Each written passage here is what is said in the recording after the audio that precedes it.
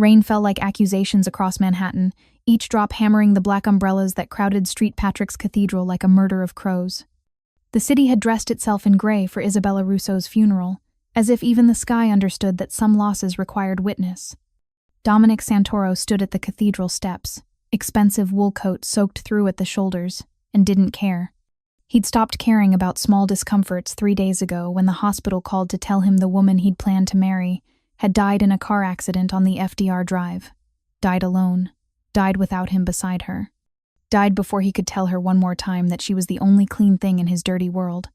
The rain tasted like copper. Or maybe that was just his mouth, bitten raw from holding back the kind of rage that made men like him dangerous. Isabella had been careful. She didn't speed.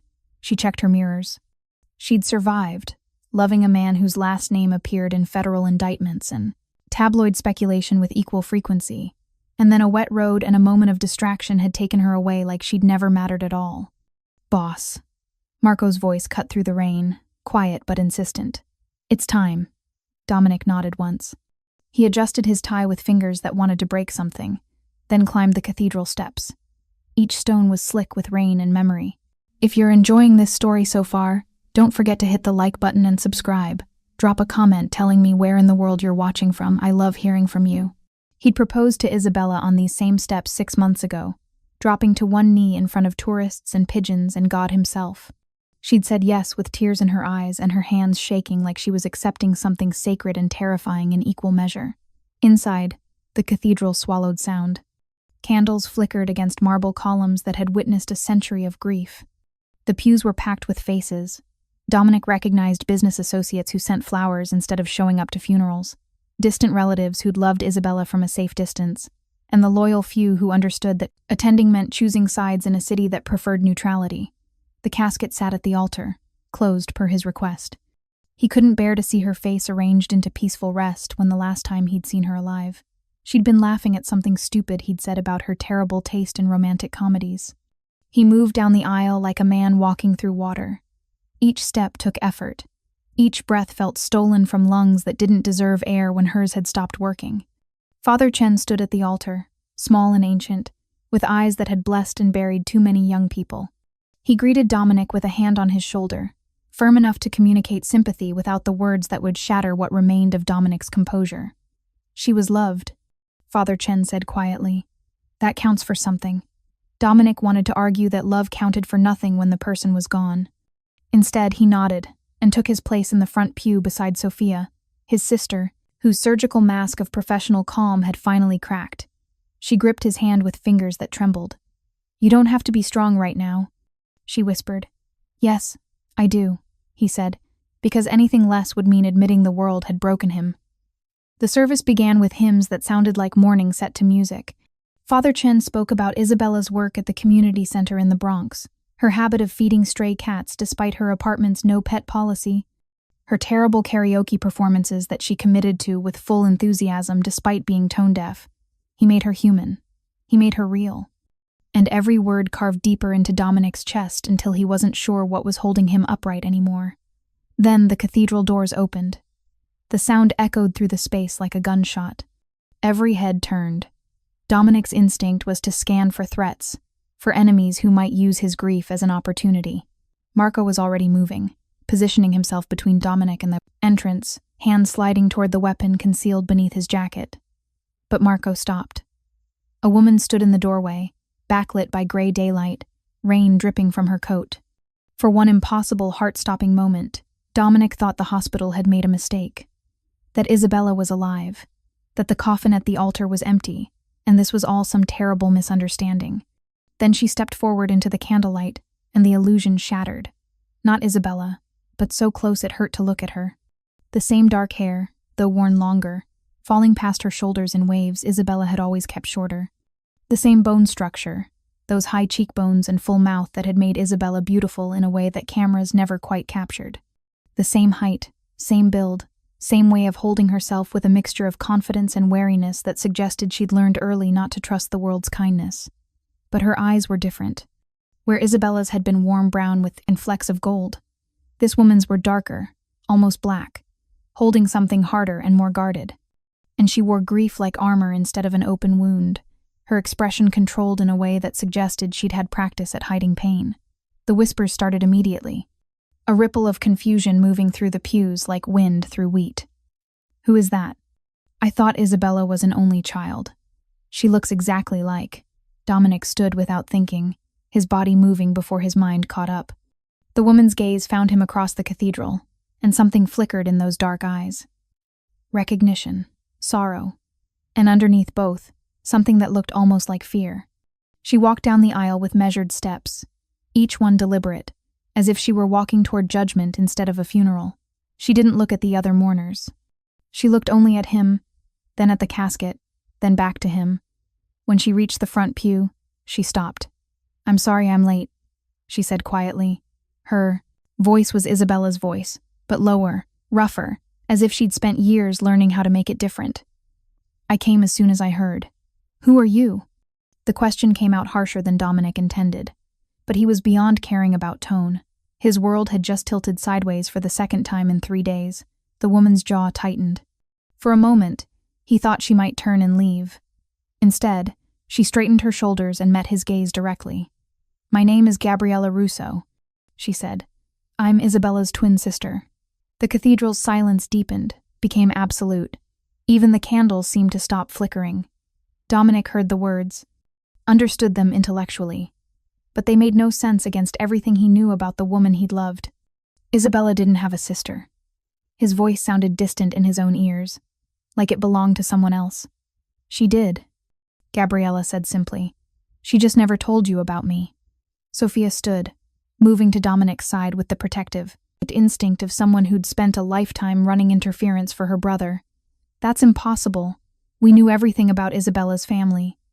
"No," Gabriella said, and there was no challenge in her tone, only a terrible certainty. "You knew what she wanted you to know." Father Chen cleared his throat gently. "Perhaps we should continue this conversation after the service." But Dominic couldn't move, couldn't look away from this woman who wore his dead fiancé's face like a ghost made flesh. "Why now?" he asked. "If you existed, if you were her sister, where have you been?" Something in Gabriella's expression fractured, just for a moment, revealing the grief beneath her controlled exterior. "That's a long conversation, and this isn't the place for it." "The hell it isn't," Dominic said, anger finally breaking through the numbness. "You show up at her funeral, I show up to bury my sister," Gabriella interrupted, her voice steady despite the tears threatening at the corners of stain. Her eyes, "The sister I haven't seen in 15 years. The sister who died before I could apologize." Before I could tell her, her voice caught. She stopped, visibly collecting herself. "I'm here to say goodbye, that's all." Marco appeared at Dominic's elbow, voice low and urgent. "Boss, we need to verify this." "How?" Dominic snapped. "Isabella's parents are dead. There's no one to ask." "There's me," Gabriella said. "And there's the truth, which is that our mother gave us up when we were 8. Isabella went to our Aunt Maria in Brooklyn. I went to a cousin in Boston. We were separated deliberately. Different schools, different lives, different last names for a while. Our family thought it would be safer that way." "Safer from what?" Sophia asked. Gabriella's gaze slid to her, then back to Dominic. "From the kind of attention that comes from being the daughters of a man who testified against the DeLuca family in the 90s. From the kind of threats that made our mother decide.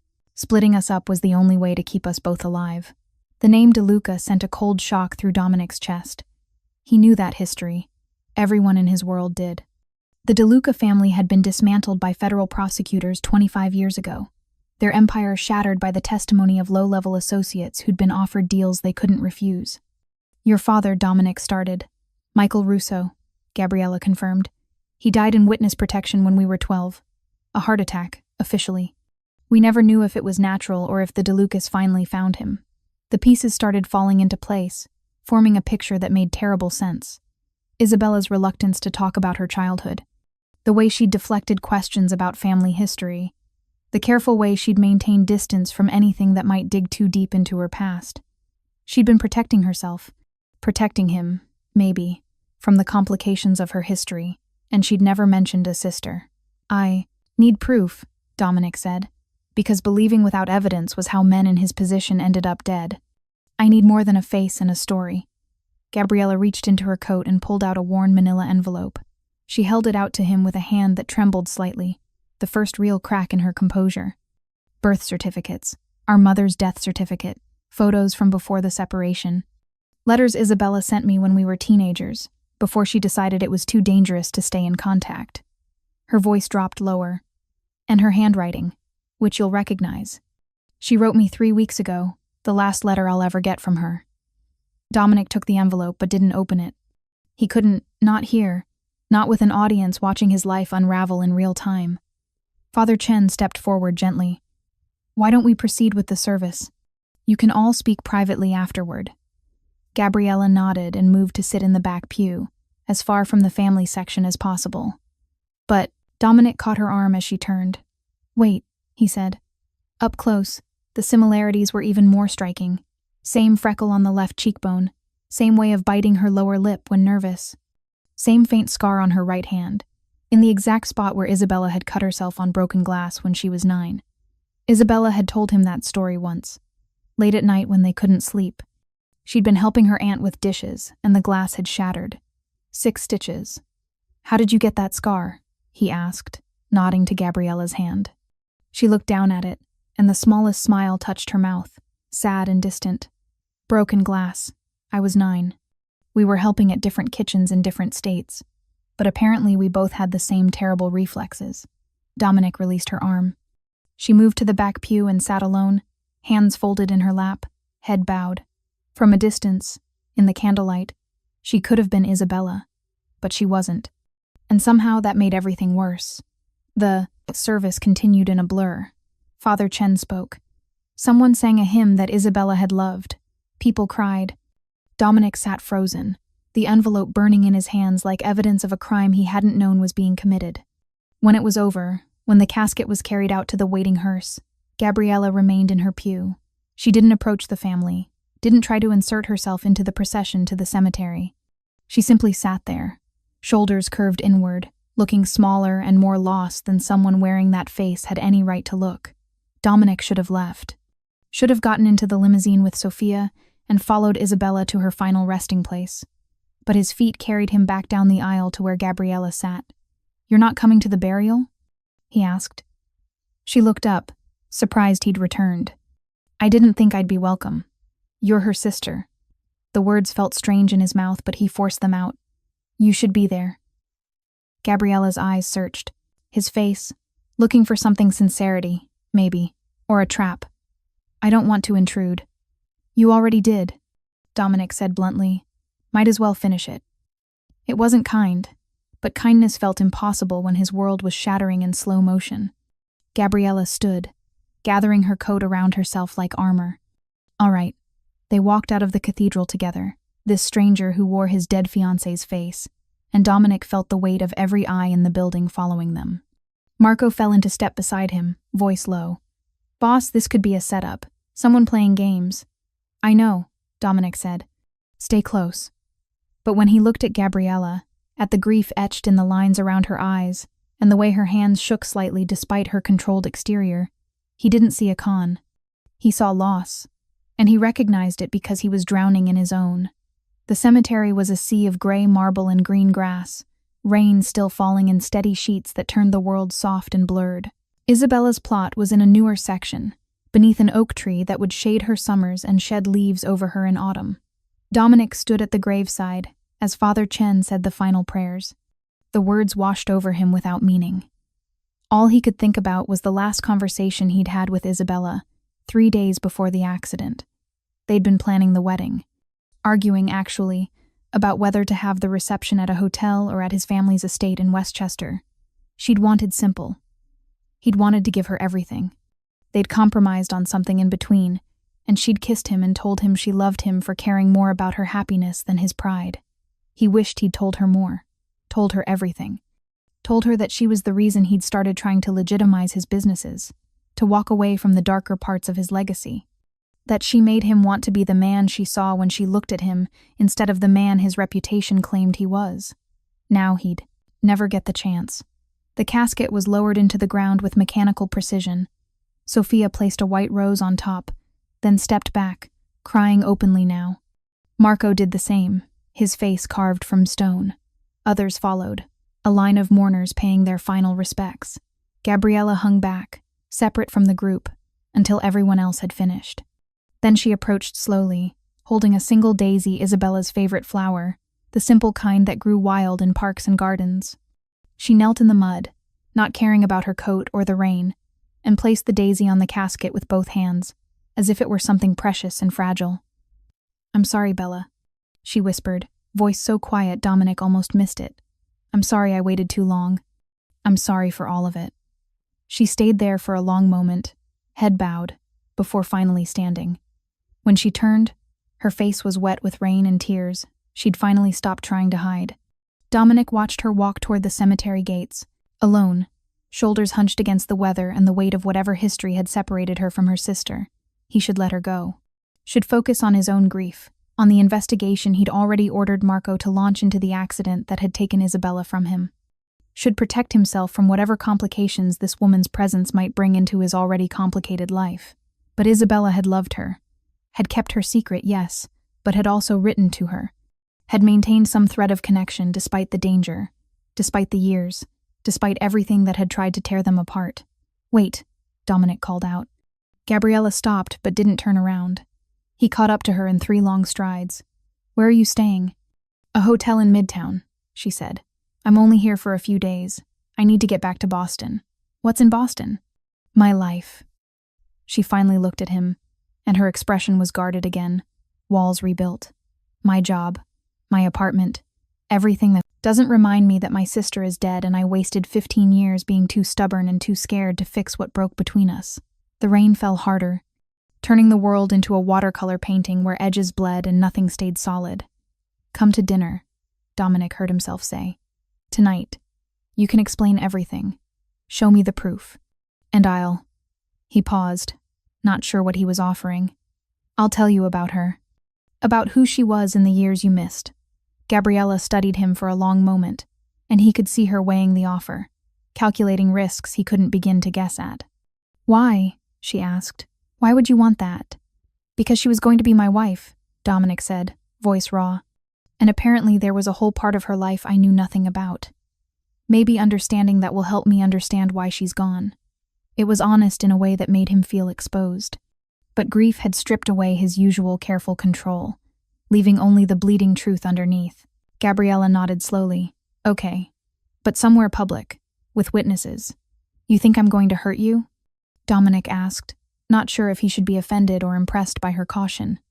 "I think you're Dominic Santoro," she said bluntly. "I think your name shows up in connection with organized crime often enough that I'd be stupid not to be careful. And I think my sister loved you anyway, which means you're probably more complicated than the headlines suggest. But yes, public place. Neutral ground. Fair enough," Dominic thought. He pulled out his phone and texted her an address. 7 o'clock. It's a restaurant in Little Italy. Good food, quiet tables, and enough people that you'll feel safe. She checked her phone, nodded once, and started to walk away again. "Gabriella," he called after her. She turned, rain catching in her hair, making her look even more like the ghost of the woman he'd lost. "I'm sorry," he said. "About your sister. About whatever kept you apart. About all of it." For the first time since she'd walked into the cathedral, Gabriella's expression softened completely, the grief finally showing through without any armor to contain it. "So am I," she whispered. Then she walked away through the rain, disappearing into the gray afternoon like a memory he wasn't sure he'd actually seen. Dominic stood there watching until she was gone, the envelope of proof still clutched in his hand, his clothes soaked through, and his mind racing with questions he didn't have answers for. Behind him, Marco approached with an umbrella he should have offered 20 minutes ago. "You want me to have her followed?" Marco asked quietly. "Yes," Dominic said, "but carefully. I don't want her scared off." "Boss, this could still be—" "I know what it could be," Dominic interrupted. "But I also know what I saw in that cathedral. That wasn't acting. That was grief." Marco nodded, accepting the decision even if he didn't entirely agree with it. "I'll run background. Full workup. By tonight, we'll know if she's telling the truth." "Good," Dominic said. He finally opened the envelope, pulling out the contents with fingers that wanted to tremble. 2 birth certificates, identical except for the names. Isabella Maria Russo and Gabriella Rose Russo, born 3 minutes apart at Mount Sinai Hospital on a June morning 32 years ago. Photos of 2 little girls, mirror images in matching dresses, holding hands and grinning at the camera with gap-toothed smiles that made Dominic's chest ache. And a letter, dated 3 weeks ago, in handwriting he'd recognize anywhere. Isabella's careful cursive, the way she always made her capital letters too large and her lowercase letters too small. Dear Gabby, I know it's been too long. I know I'm a coward for not calling, but I keep thinking about you and wondering if you ever think about me. If you still remember the summer we caught fireflies in Aunt Maria's yard. If you still hate peas as much as I do. If you're happy. I hope you're happy. I'm getting married. His name is Dominic, and he's complicated and sometimes scary and absolutely nothing like what I thought I'd want. But he makes me feel safe. Really safe. In a way I haven't felt since before Dad testified. Since before we got split up. I wish you could meet him. I wish I could tell him about you. But I'm still scared of what bringing the past into the present might cost. Some histories are better left buried. Maybe someday I'll be brave enough to find you again. To apologize for disappearing. To rebuild what got broken when we were too young to know how to hold on. Until then, know that I love you. That I never stopped being your sister, even when I stopped being in your life. Love always. Bella. Dominic read it twice, then a third time, memorizing every word. This was Isabella, the woman who worried about safety, who carried guilt like a second skin, who loved fiercely but carefully, always aware of the cost of connection, in a world that had taught her too young that love could be a liability. She'd wanted to find her sister, had been planning to, maybe, after the wedding, after she felt secure enough to take the risk. Now she'd never get the chance. And Gabriella had shown up anyway, too late to reconcile but in time to grieve. Dominic folded the letter carefully and placed it back in the envelope with the photos and certificates. Evidence of a history he hadn't known existed. Proof that the woman he'd thought he knew completely had been carrying secrets that went deeper than he'd imagined. 7 o'clock, he said to Marco. Make sure the restaurant is secure. I want eyes everywhere but subtle. And I want to know everything about Gabriella Russo before I sit down across from her. On it, Marco said. Dominic looked back at Isabella's grave one more time. The rain had turned the fresh earth dark and heavy. Soon there would be grass. A headstone. Eventually the ground would settle, and it would look like she'd always been there, part of the landscape instead of a person who'd laughed and argued and stolen the covers in the middle of the night. I'll figure this out, he promised her silently. Whatever she knows, whatever history you were carrying, I'll figure it out, and I'll make sure she's safe. For you. The rain was his only answer, cold and indifferent and eternal. He turned and walked back to the limousine, carrying an envelope full of secrets and a heart that didn't know how to stop breaking. The restaurant was called Lucia's, tucked between a bakery and a wine shop on Mulberry Street, where the smell of fresh bread and garlic competed for dominance in the evening air.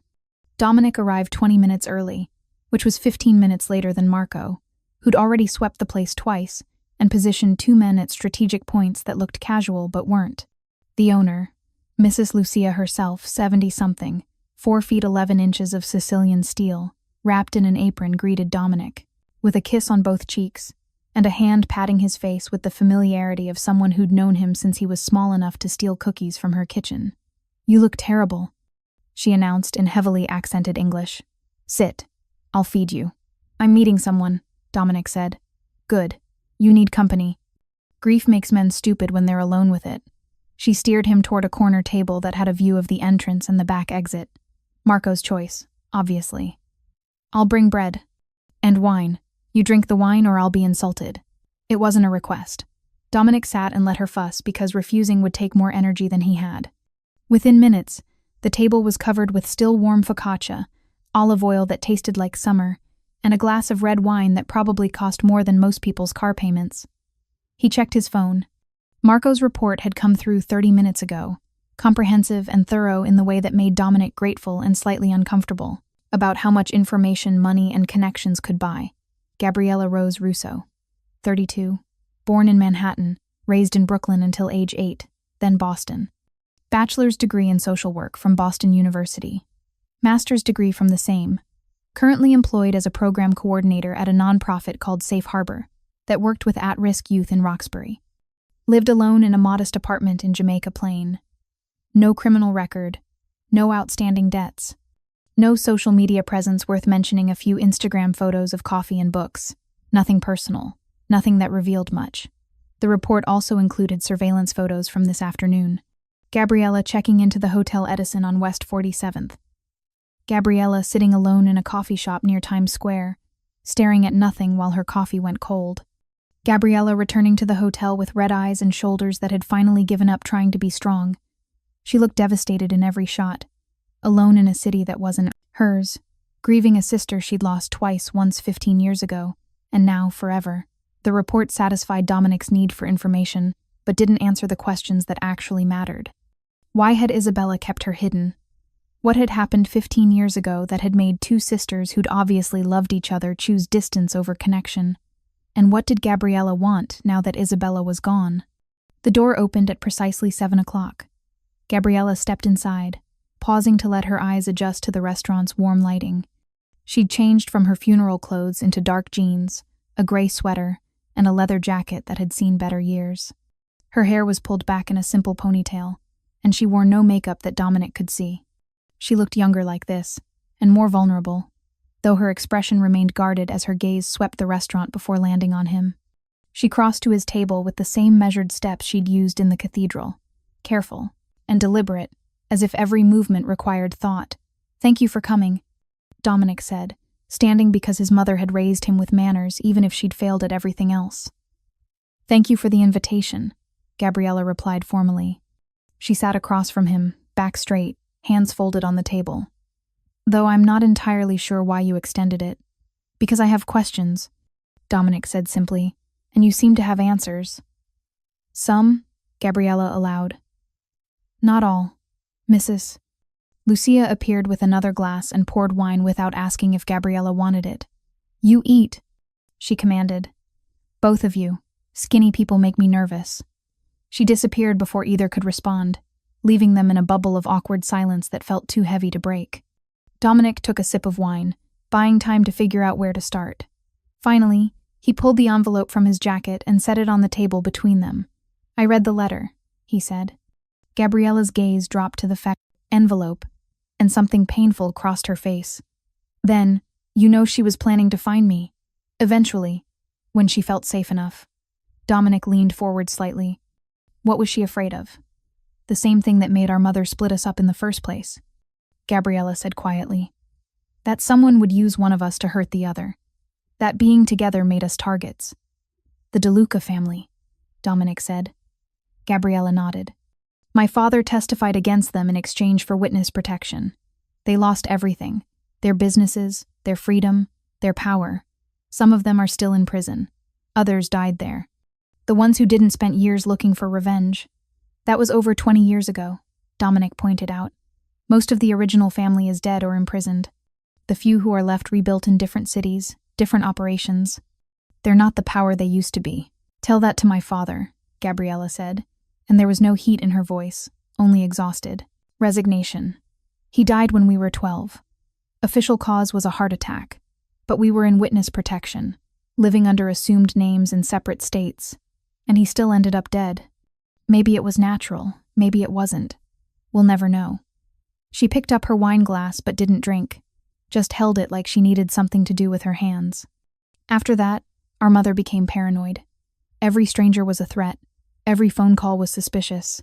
She died when we were 16, actually, from a heart attack, confirmed by multiple doctors, but I think the fear killed her just as surely as any DeLuca soldier could have." "And you and Isabella?" Dominic asked.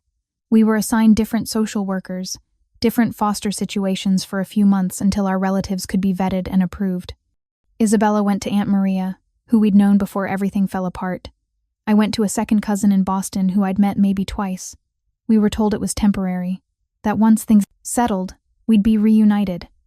Gabriella finally took a drink, grimacing slightly at the wine's strength. "But temporary became permanent. Our caseworkers thought it was safer to keep us separated. 2 girls split up were harder to target than 2 together. And by the time we were old enough to make our own choices about contact, we'd built separate lives and separate identities. Isabella had become someone new in Brooklyn. I'd become someone new in Boston. But you kept in touch," Dominic said, gesturing to the letter. "Sporadically, birthday cards with no return address. Occasional letters through a P.O. box we'd set up. Always careful, always vague enough that if someone intercepted them, they wouldn't reveal much. Gabriella's voice softened. She wrote more than I did. She was always braver about maintaining connection, even when it was risky. Mrs.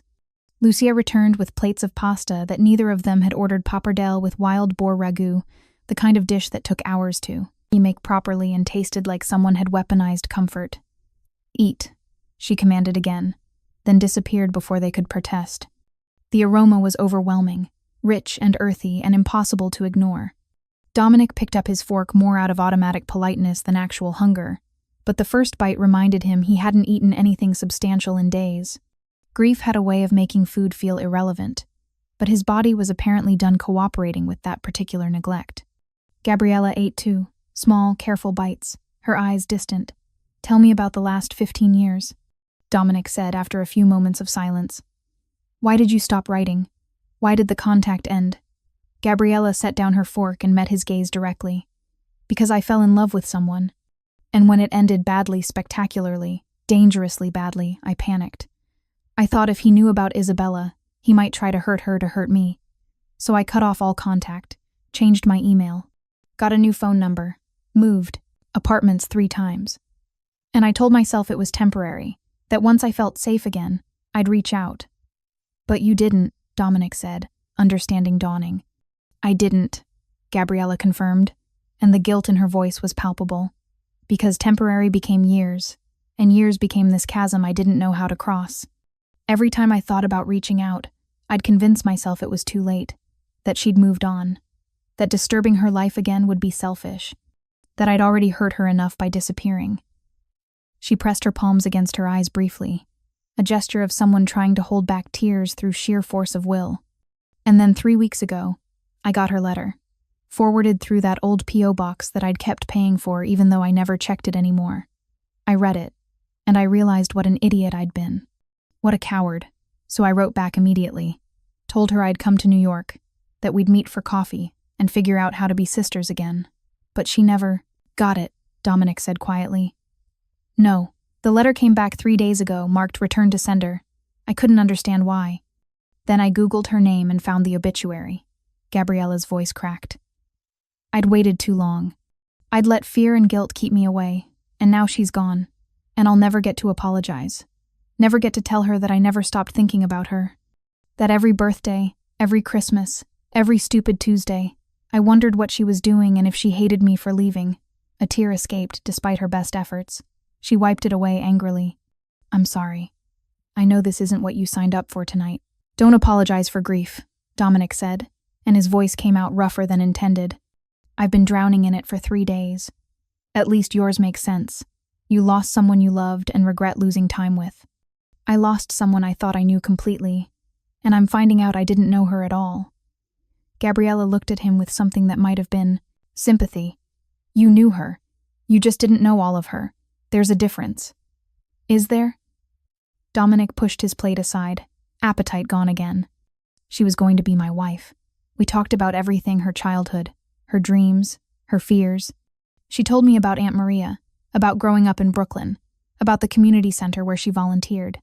She made me believe I understood who she was and where she came from." He gestured to the envelope still sitting between them. "But she never mentioned you. Never mentioned having a twin sister. Never mentioned witness protection or the DeLuca family or any of it. She edited her entire history to keep me in the dark. She edited it to keep you safe." Gabriella corrected gently. "That's what we were taught, that the less people knew about our past, the safer everyone was. Telling you meant bringing that danger into your life." "I'm Dominic Santoro," he said with bitter humor. "Danger is already in my life. She knew what I was, what a family did. She accepted it anyway." "Which is probably why she didn't tell you," Gabriella said. "Because you already had enough complicated history of your own. Adding hers would have just made everything messier." Dominic wanted to argue, but he couldn't, because she was right. Isabella had always been careful about boundaries, about not asking too much or offering more than was wise. He'd thought it was because she was private by nature. Now he understood it was because she'd been trained since childhood that privacy equaled survival. "The accident," he said abruptly. Do you think it was really an accident? Gabriella's expression sharpened. What do you mean? I mean the DeLuca family still exists. Diminished, yes, but not gone. And if anyone found out about Isabella, about who her father was, he trailed off, letting the implication hang. You think someone killed her, Gabriella said. It wasn't a question. I think I've ordered an investigation into the accident because I need to know for certain, Dominic said. The police report says she hydroplaned on a wet road and hit a concrete barrier. Single vehicle accident, no witnesses, no suspicious circumstances. But Isabella was a careful driver. She grew up in New York, she knew how to handle rain. Gabriella had gone pale. If it wasn't an accident, if someone found her because of me, because I wrote that letter. Don't, Dominic interrupted sharply. Don't start taking on guilt for something we don't even know happened. The accident might have been exactly what it looked like. Bad weather, bad luck, bad timing. But you're investigating anyway, Gabriella said. Because I'm thorough. And because in my world, coincidences are usually just conspiracies with better PR. He studied her face, looking for signs of deception or hidden agenda, and finding only the same raw grief he felt. How long are you staying in New York? I was planning on flying back to Boston tomorrow, Gabriella said. I used all my saved vacation days to come here. I need to get back to work. Stay, Dominic heard himself say. At least until I get the accident report back. If there's any chance this wasn't random, you deserve to know. Why do you care what I deserve?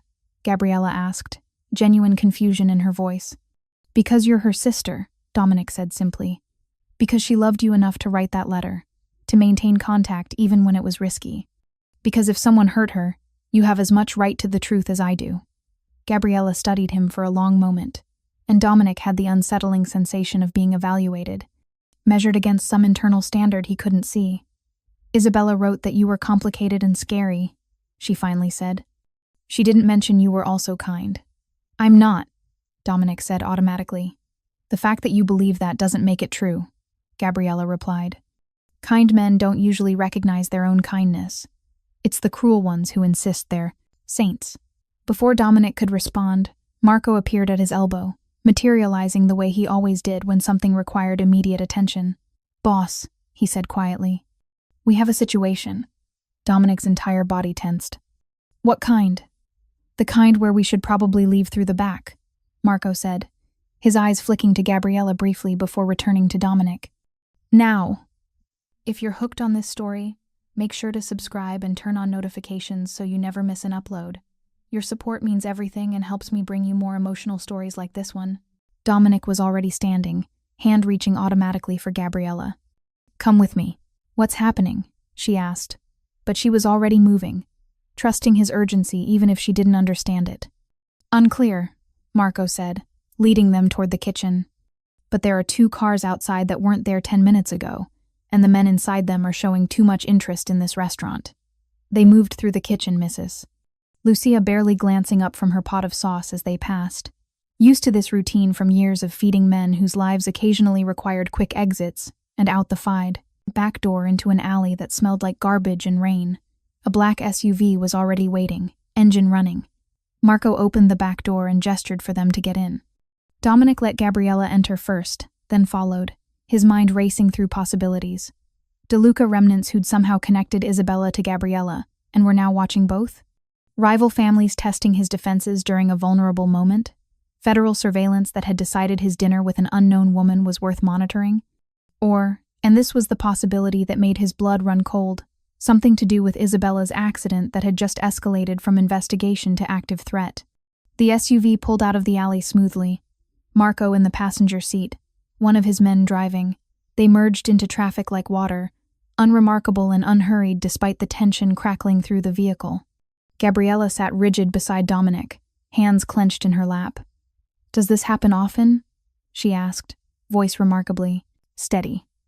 Often enough, Dominic said. Welcome to my world. Isabella lived in this world, Gabriella said quietly. She chose it. I'm starting to understand how much courage that took. Dominic looked at her, this woman who wore his dead fiancé's face but had lived an entirely different life. Shaped by the same trauma but responding with different armor, Isabella had chosen to stay soft, to believe in safety despite everything. Gabriella had chosen to stay cautious, to keep moving, to never trust that safety was more than temporary. Both strategies had failed to protect them in the end. "Where are we going?" Gabriella asked. "Somewhere secure," Dominic said.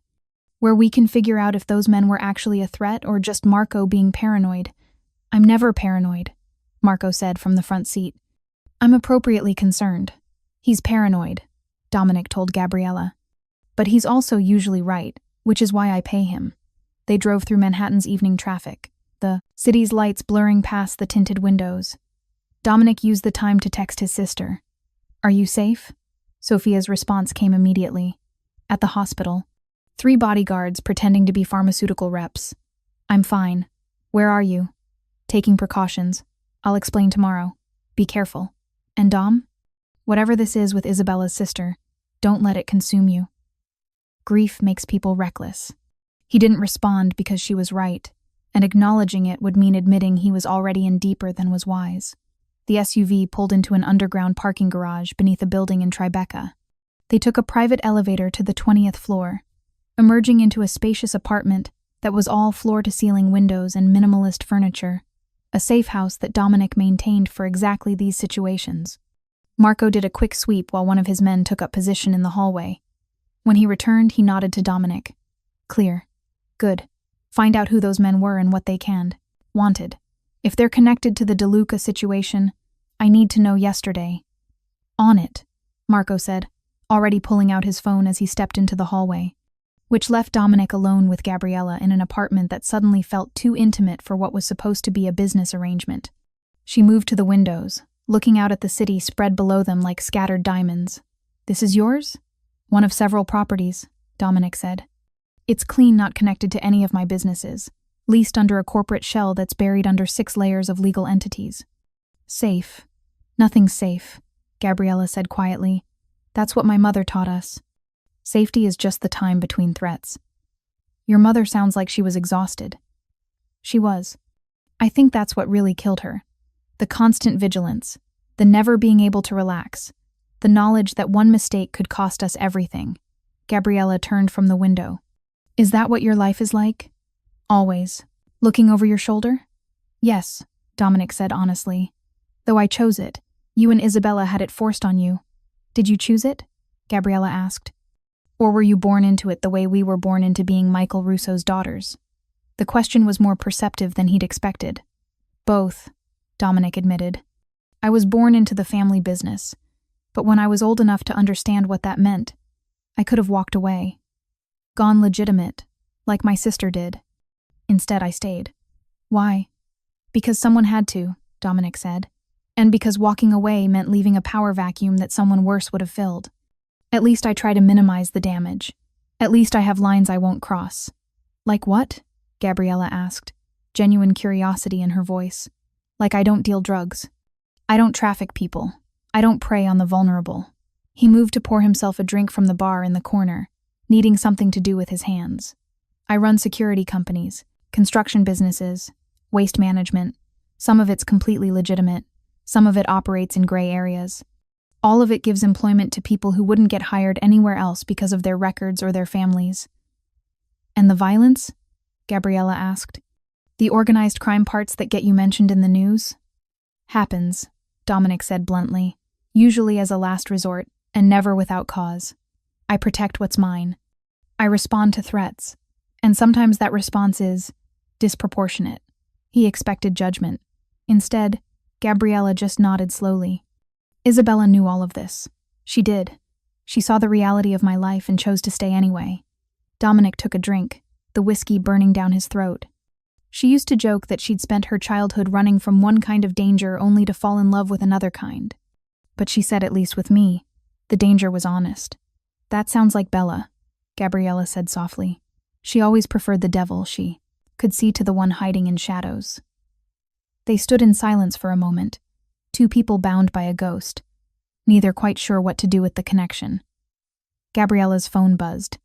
She pulled it out, frowned at the screen, then went very still. "What is it?" Dominic asked, immediately alert. She turned the phone so he could see. A text from an unknown number. "Stop asking questions about the accident. She's gone. Let her rest." Ice ran down Dominic's spine. When did you start asking questions? I didn't, Gabriella said, her voice tight. I've talked to exactly 3 people since arriving in New York. You, Father Chen, and the woman at my hotel's front desk.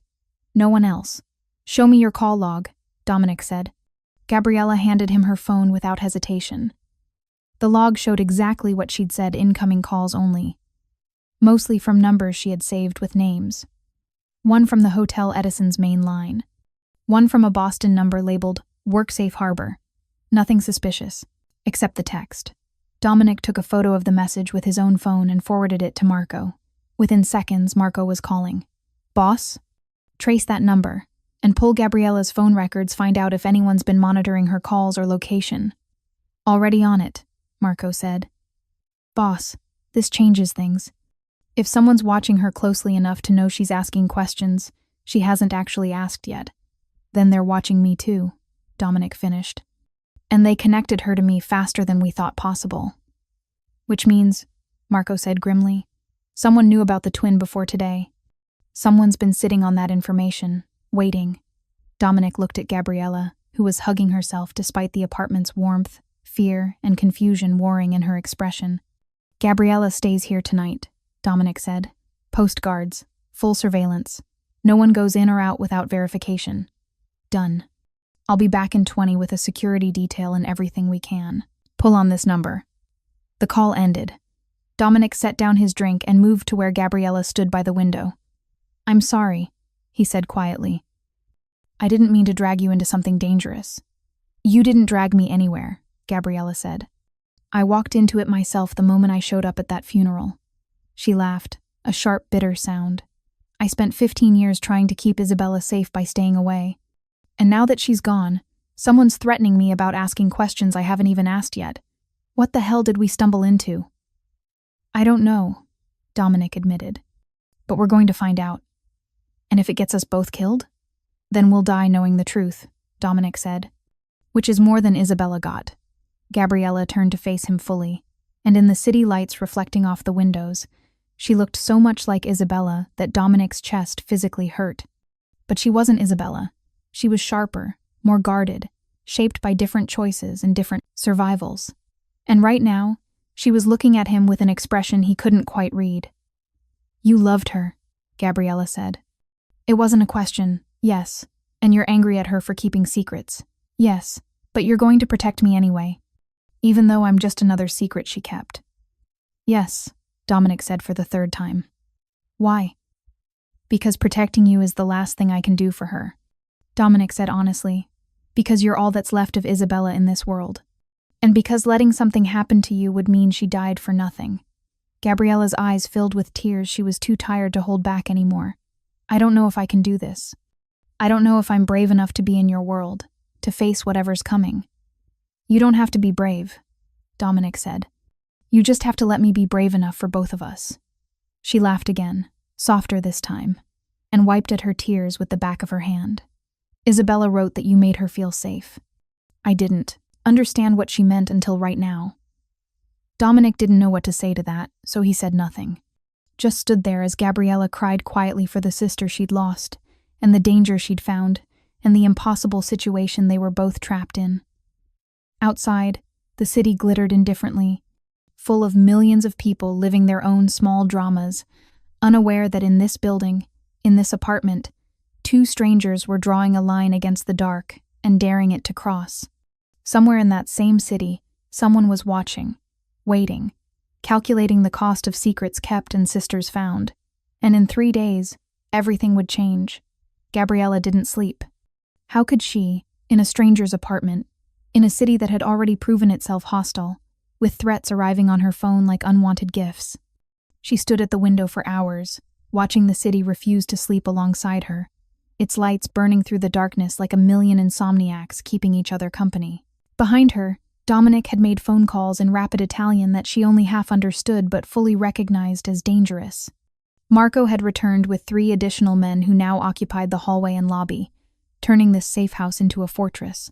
And somewhere in the building's security room, cameras watched every entrance, every elevator, every shadow that moved with intent. Around 3 in the morning, Dominic emerged from the bedroom where he'd been working. Tie gone, sleeves rolled up, exhaustion carved into the lines around his eyes. He found her still at the window and didn't comment on her refusal to rest. Just moved to stand beside her, two silhouettes against the glass. Marco traced the text, he said quietly. Burner phone, purchased with cash at a bodega in Queens 3 days ago. Activated yesterday. Sent one message, then destroyed. No cameras in the bodega. No useful footage. Professional, Gabriella said. Very. Which tells us this isn't random harassment. Someone. They planned this, timed it perfectly. Dominic's reflection in the glass looked grim. The bodega is 2 blocks from where Isabella had her accident. Gabriella's breath caught. That's not a coincidence. No, it's not. Dominic turned to face her directly. I got the preliminary accident report. The police are calling it exactly what it looked like, single vehicle hydroplaning incident, no evidence of foul play. But the investigator I hired found something they missed. Trace amounts of brake fluid on the road leading up to the point of impact. Not enough to be obvious, but enough to suggest her brake line might have been compromised. The room tilted slightly. Gabriella gripped the window frame for stability. Someone tampered with her car. Maybe. Or maybe she'd been having brake problems and hadn't gotten them fixed yet. Dominic's voice was carefully neutral, presenting facts without pushing interpretation. The car was too damaged in the crash to confirm either way. But my investigator is thorough. He's pulling maintenance records, checking her usual parking spots for surveillance footage, talking to anyone who might have seen something unusual in the days before the accident. How long will that take? Days. Maybe a week. Dominic gestured to the sofa. Which is why you need to rest. This isn't a sprint. It's going to be a long, ugly marathon. And you can't run it on no sleep and leftover adrenaline. I can't sleep knowing someone killed my sister and is now threatening me, Gabriella said bluntly. Fair enough. But you can at least sit down before you fall down. Dominic moved to the kitchen, returning moments later with 2 mugs of tea that smelled like chamomile and something herbal. Sophia swears by this stuff. Says it tricks your nervous system into thinking you're calm. Gabriella accepted the mug because refusing felt churlish.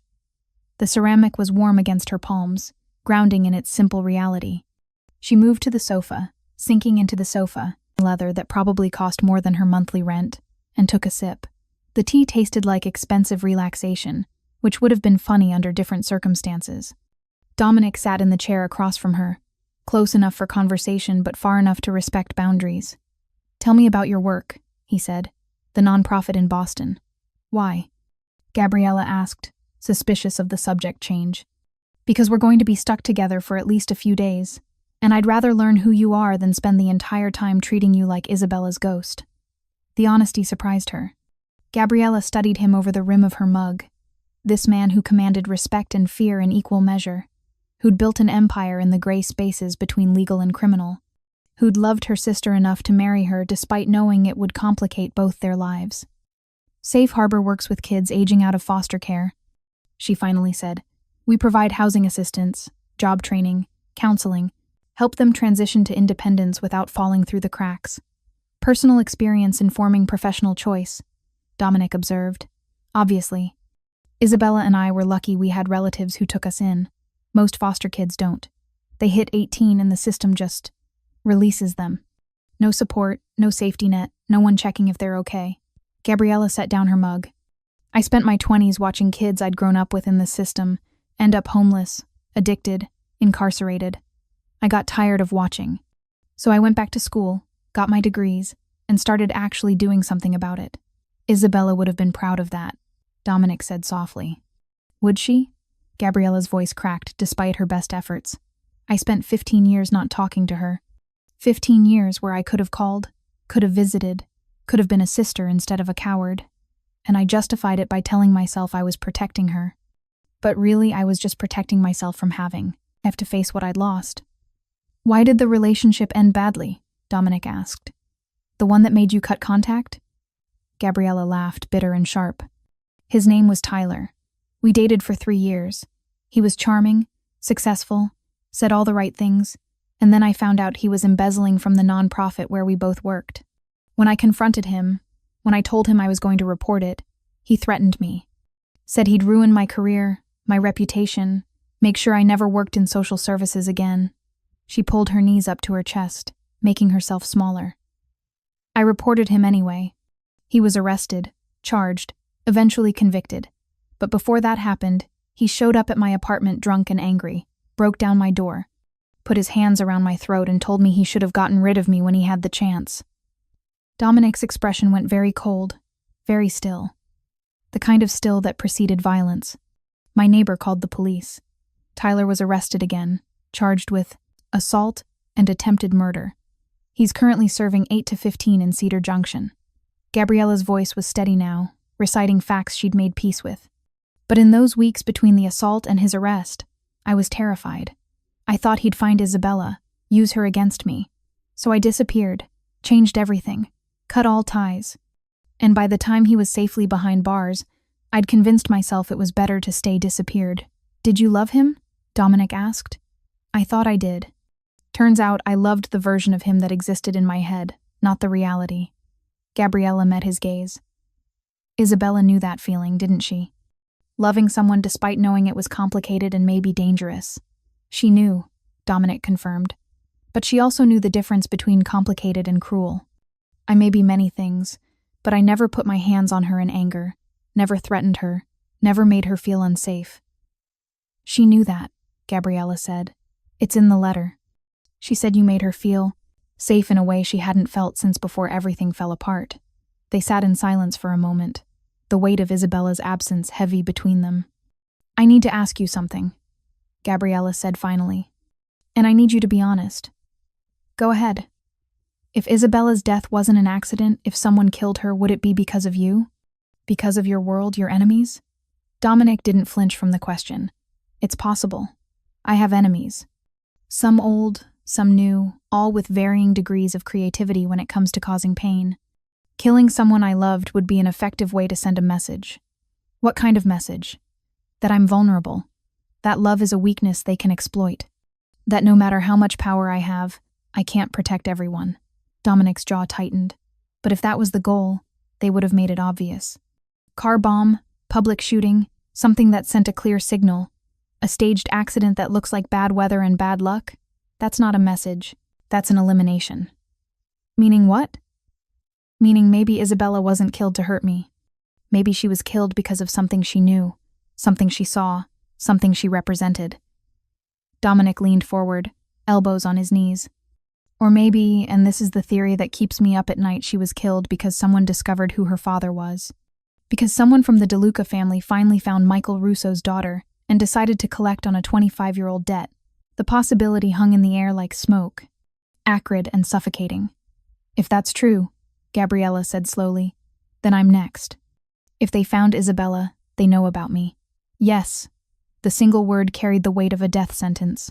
Gabriella felt her carefully constructed calm begin to fracture. So what do we do? I can't hide forever.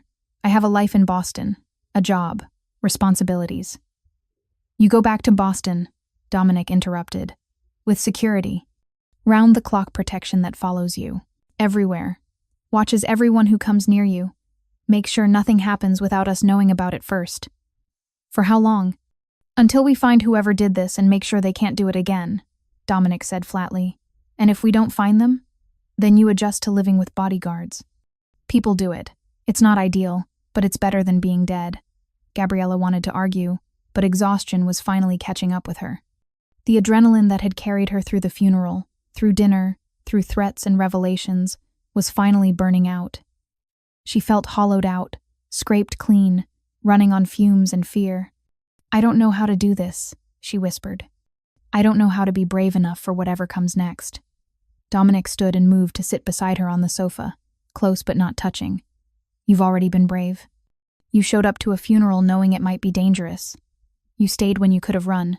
You're asking the right questions even though the answers are terrifying. That's not cowardice, Gabriella. That's courage. It doesn't feel like courage. It never does from the inside. Dominic's voice was gentler than she'd heard it before, stripped of its usual commanding edge. After my father died, I had to take over operations at 23. I was terrified every single day for the first year. Terrified I'd make the wrong choice, trust the wrong person, lead the family into disaster. But I showed up anyway. made decisions anyway. Learned to live with the fear instead of letting it paralyze me. Did it get easier? No. I just got better at functioning despite it. He glanced at her, and something almost like a smile touched his mouth. Isabella helped. She had this way of making the impossible feel manageable. Like as long as she was beside me, I could face whatever came next. I can't replace her, Gabriella said quickly. I know I look like her, but I'm not. I know, Dominic interrupted. And I'm not asking you to be. I'm just saying that having someone to face the darkness with makes it less consuming. Right now, we're facing it together. That has to count for something. Gabriella felt tears threatening again and pushed them back with practiced efficiency. You're being kind to me because of her. Because I'm all you have left of Isabella. Partially, Dominic admitted. But also because you deserve kindness. Because you've been through hell and you're still standing. Because your sister loved you enough to risk everything to maintain contact, which means you must be worth knowing. The compliment settled over her like a blanket, unexpected and warming. Gabriella found herself leaning slightly toward him, drawn by the gravity of someone who understood loss in the same language she spoke. Tell me something about her, she said. Something I wouldn't know. Something from the years we were apart. Dominic considered for a moment.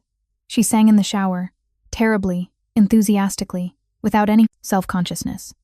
Usually show tunes, sometimes pop songs from the 90s. She said it was the only place she felt free enough to be completely unself-conscious. Gabriella smiled despite everything. She did that when we were kids too. Drove our mother crazy. She also collected those little hotel shampoo bottles. Had a whole drawer full of them, organized by hotel and scent. Said she liked having physical proof of places she'd been, experiences she'd survived. Dominic's voice softened with memory, and she made terrible coffee. Like, aggressively bad coffee. I bought her an expensive espresso machine thinking it would help. It didn't. She could ruin coffee with any equipment. That's genetic, Gabriella said. I can't make coffee either. Something about the ratio of water to grounds just defeats us both. Good to know. Dominic stood and held out his hand. Come on, you need to at least try to sleep. The guest room is through there. Everything you need should be in the bathroom. If you need anything else, I'm just down the hall. Gabriella let him pull her to her feet, surprised by the strength in his grip and the calluses on his palms. Hands that had built an empire and probably done terrible things in service of protecting it. But right now, they were just hands helping her stand when standing felt difficult. Dominic, she said as he turned to leave. Yes? Thank you. For not blaming me. For Isabella's death. For the secrets. For all of it. There's nothing to blame you for, Dominic said simply. You both did what you thought was right with the information you had. Sometimes that's not enough. That's not your fault. It's just how life works when you're trying to survive in a world that's determined to break you. He left before she could respond, disappearing into the hallway and leaving her alone with her thoughts and the ghost of her sister's presence in every word he'd spoken. Gabriella moved to the guest room on autopilot. The space was elegant and impersonal, decorated in neutral tones that suggested expensive taste and minimal emotional investment. The kind of room that existed solely for function, not feeling. She showered in water hot enough to hurt, scrubbing away the day's accumulated grief and fear. Then she crawled into bed wearing borrowed clothes, a t-shirt that was several sizes too large and smelled faintly of cedar and expensive detergent, and stared at the ceiling. Sleep should have been impossible. But exhaustion finally won its war against anxiety, pulling her under into dreams where Isabella was alive and laughing, where they were children again catching fireflies in Aunt Maria's yard, where the future stretched endlessly ahead of them full of possibilities, instead of ending abruptly on a rain-slicked road. She woke to morning light and the smell of coffee, proper coffee, not the disaster she or Isabella would have produced. For a disoriented moment, she didn't remember where she was. Then reality crashed back, heavy and unwelcome. Gabriella dressed in yesterday's clothes because they were all she had, and emerged from the guest room to find Dominic in the kitchen, phone pressed to his ear, speaking rapid Italian that sounded angry. When he saw her, he switched to English mid-sentence. Find out who owned that bodega 3 years ago, and pull any surveillance footage they might have archived. Yes, 3 years. I don't care if it's a long shot, do it anyway. He ended the call and gestured to the counter. Coffee. Real breakfast will be here in 10 minutes. You don't have to feed me, Gabriella said, accepting the mug anyway, because the coffee smelled like salvation. Everyone needs to eat, and Mrs. Lucia would be personally offended if I let a guest go hungry. Dominic poured himself coffee with the efficiency of someone who'd learned to function on minimal sleep and maximum caffeine. Marco's following up on the brake fluid lead. We should know more by this afternoon. And until then, we wait. And we prepare. Dominic set down his mug. I've arranged for a security detail to accompany you back to Boston. 3 men, rotating shifts, discreet but effective. They'll integrate into your daily routine, maintain distance when possible, close ranks when necessary. For how long? Gabriella asked, though she already knew the answer wouldn't satisfy her. As long as it takes. Dominic's expression was implacable. I won't let what happened to Isabella happen to you. I can't bring her back, but I can make damn sure her sister survives. The words settled over her like a vow, absolute and unbreakable. Gabriella should have felt trapped, should have resented the loss of autonomy that came with constant surveillance. Instead, she felt something dangerously close to relief. Someone was finally standing between her and the darkness. Someone with the resources and ruthlessness to actually make a difference. Okay, she said quietly. I'll accept the protection. But I'm not hiding. I'm not letting fear turn me into someone who stops living just because living is dangerous. Dominic's expression shifted, something like respect flickering across his features. Isabella said something similar once. When I tried to convince her to stop volunteering at the community center in the Bronx because it was in disputed territory, she told me she'd survived witness protection and foster care, and she wasn't about to let my paranoia keep her from helping people who needed it. What did you do? I stationed bodyguards at the community center and pretended they were volunteers. Dominic's mouth quirked in something almost like a smile. She knew what I'd done, of course. But she appreciated the effort to respect her autonomy while keeping her safe. She really loved you, Gabriella said. That comes through in every word of her letter. I really loved her, Dominic replied, which is why I'm going to find whoever took her from me and make sure they understand exactly what that means. The promise carried weight that made the air feel heavier. Gabriella understood she was standing in the presence of violence carefully leashed, of vengeance waiting for its target to be identified. She should have been afraid. Instead, she felt something closer to solidarity, because whoever had killed Isabella had taken someone precious from both of them. And maybe, just maybe, revenge was a language they could both speak fluently enough to find justice in the grammar of violence. The morning stretched ahead of them, full of questions without answers and dangers that wore familiar faces. But for the first time since walking into that cathedral, Gabriella didn't feel alone. Gabriella returned to Boston with shadows that wore suits and earpieces, men who called her ma'am, and kept 3 steps behind her everywhere she went. Her co-workers at Safe Harbor asked questions she deflected with practiced vagueness. Her supervisor suggested she take additional leave. She refused because stopping meant thinking, and thinking meant drowning. Dominic called every evening at 8 o'clock precisely. Updates delivered in his controlled baritone surveillance footage reviewed, witnesses interviewed, brake lines examined by 3 separate mechanics, who all agreed tampering was possible but not provable. The investigation moved forward in increments too small to feel like progress. On the 22nd day, Marco found something. Gabriella was reviewing intake files when her phone buzzed with Dominic's number, 3 hours earlier than his usual call. We need to talk, he said without preamble. In person. Can you get on a train tonight? Her heart kicked against her ribs. You found something. Yes. And it's worse than we thought. A pause, heavy with implication. Pack for a few days. My driver will meet you at Penn Station. The train ride felt eternal, every mile stretching as anxiety built pressure in her chest. By the time she arrived in Manhattan, night had painted the city in neon and shadow.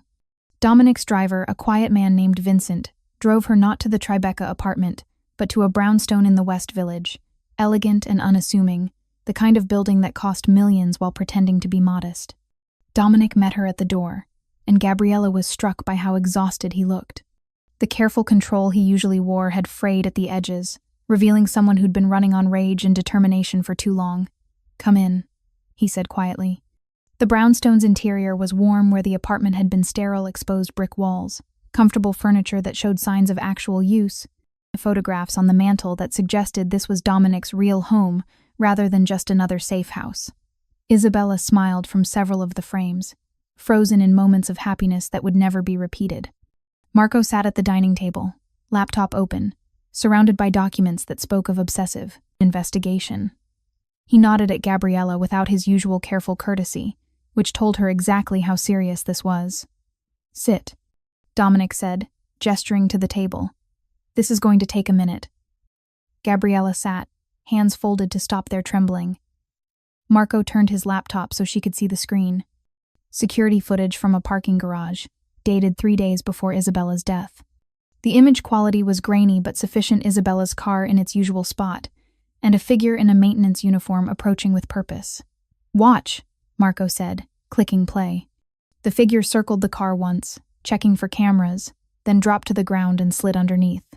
2 minutes passed. When he emerged, he wiped his hands on a rag, pocketed something small, and walked away with the casual confidence of someone who belonged. "We got facial recognition," Marco said, bringing up another image. "Meet Anthony DeLuca, 47 years old, son of Carmine DeLuca, who's currently serving life in Sing Sing for the crimes your father testified about." The name landed like a physical blow. Gabriella stared at the face on the screen. Ordinary features. Forgettable, the kind of man who could disappear in any crowd. "He's been living under an assumed name in Newark," Marco continued, "working as an actual mechanic, staying clean, staying invisible. Until 3 months ago, when something changed." "What changed?" Gabriella asked, though dread already whispered the answer. Dominic placed a piece of paper in front of her. A DNA ancestry report with Isabella's name at the top. "She did one of those genetic testing kits," Dominic said quietly. "For fun," she said. "Wanted to learn about our family history, see if we had any interesting ancestry." His voice carried barely contained fury. The results were uploaded to a public database. And Anthony DeLuca had been monitoring that database for years, waiting. Understanding crashed over Gabriella like a wave. He was searching for descendants of Michael Russo. Yes, and when Isabella's DNA pinged the database, he found her address, her routines, her license plate number, found everything he needed to plan a murder that would look like an accident. "Why now?" Gabriella whispered. "Why after all these years?" "Because his father is dying," Marco said bluntly. "Stage 4 pancreatic cancer. 6 months to live, maybe less. And before Carmine dies, Anthony wanted to give him one last gift, revenge against the man who destroyed their family. But my father's already dead, which is why Anthony went after his daughter instead." Dominic said, "Blood for blood, a life for the life his father lost to prison." The room spun slightly. Gabriella gripped the table edge for stability. "And me? Does he know about me?" "Not yet," Marco said. "Your DNA isn't in any database. You've been careful about your digital footprint. But now that we're investigating Isabella's death, asking questions, making noise, he'll look for patterns," Dominic finished. "And when he does, he'll find you. Identical twin sister, separated as children, still alive and therefore still a target." Silence filled the brownstone, heavy and suffocating. "What do we do?" Gabriella finally asked. "We have 2 options," Dominic said, his voice taking on the careful control of someone presenting a business proposition. "Option 1, you disappear. New identity, new city, new life. I have resources to make that happen completely, permanently. Anthony DeLuca never finds you, never knows you exist. And option 2? Dominic's expression hardened into something that belonged to the man who'd built an empire in darkness. "We end this. We find Anthony, we get a confession, and we make sure he can never hurt anyone in the name of his father's vendetta ever again." "You mean we kill him?" Gabriella said flatly. "I mean we give him a choice," Dominic corrected. "Confess to the police, give us everything we need to prosecute him for Isabella's murder, and spend the rest of his life in prison. Or refuse, and face consequences that don't involve courts or lawyers." Gabriella looked between them, Dominic with his controlled fury, Marco with his tactical assessment, both waiting for her decision as if she had any real authority here. "If I disappear," she said slowly, "Isabella's death goes unsolved. Anthony goes free. And some other descendant of someone who crossed the DeLuca family might end up dead in 10 years when he decides it's time for more revenge." "Possibly," Dominic acknowledged. "But if we go after him, I'm choosing to stay in this world. Your world. The one with bodyguards and threats and violence as a negotiating tool. She met Dominic's gaze directly. I'm choosing the life Isabella chose when she decided to love you. Something shifted in Dominic's expression. Surprise, respect, and something deeper that Gabriella couldn't quite name. You don't have to choose this, he said quietly. You can walk away. I'll make sure you're safe, that you have everything you need to start over. You don't owe Isabella revenge. You don't owe me anything. I owe myself the truth, Gabriella said.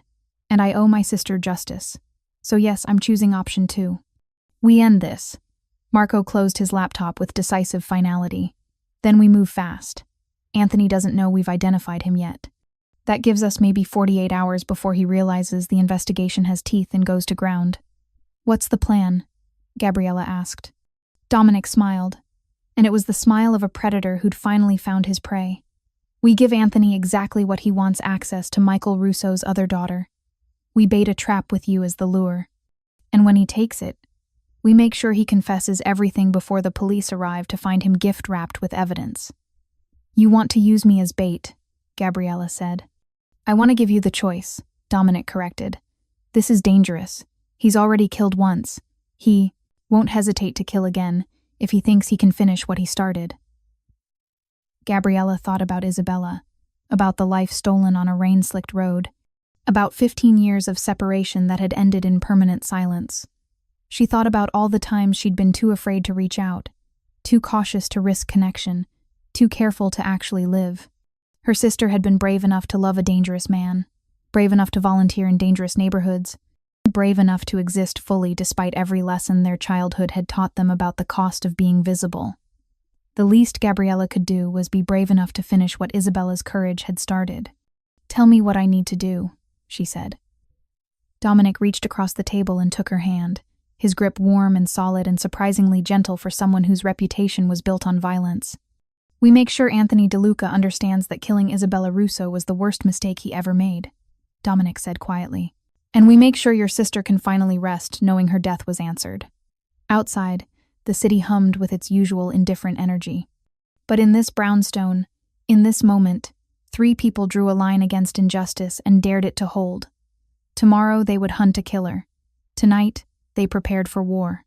And in the photographs on the mantel, Isabella smiled down at them, forever frozen in happiness, forever loved, forever the reason they refused to let darkness win. Thank you so much for watching until the end.